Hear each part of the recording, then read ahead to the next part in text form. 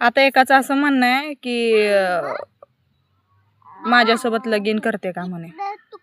मला एकच सांगायचं आहे, असल्या फालतू कमेंट करू नका कृपया. कारण तुम्ही काही गळ्यामध्ये मंगलसूत्र वगैरे तर दिसत नसेल तुम्हाला, कारण डोळ्यात चष्मा वगैरे लावून व्हिडिओ बघत असाल ना माझे, बरोबर आहे ना.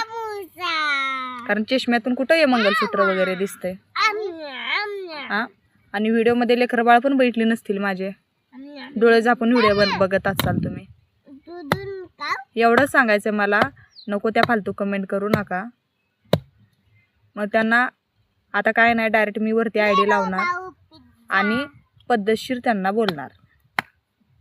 आताच सांगते मी, इथून पुढे जर असले घाणारडे जर कमेंट मला केले ना, याद राखा माझ्याशी तुमचा जवाब आहे. मग कळलं का. अरे अजून पण कमेंट करणारे आहेत माझ्या बायोमध्ये, बघा की जरा माणसावनी राहावा.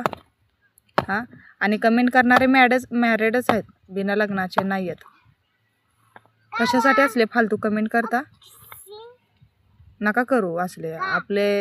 आपल्या बायकोवरती प्रेम करायचं, दुसऱ्यांना बघायचं नसतंय तसं, कळलं का. आणि आता जर मला असले घाणारड्या कमेंट केल्या कोण, तर मी डायरेक्ट ID त्यांची लावणार. आताच सांगायला लागले, मला नको ते फालतू कमेंट करू नका. बस झालं ना, एकदा झालं, दोनदा झालं, तीनदा झालं, सारखं सारखं असंच मी सहन करायचं का. मी आतापर्यंत काहीच बोललेली नाही आहे का. जाऊ दे सोडा, फॉलोअर्स आहेत वगैरे म्हणून. सगळेच असं बोलत नाहीत, काही नुकतेच एक 10% लोक आहेत जे असं बोलायला लागलेत. प्लीज असं बोलू नका, बरोबर वाटत नाही ते,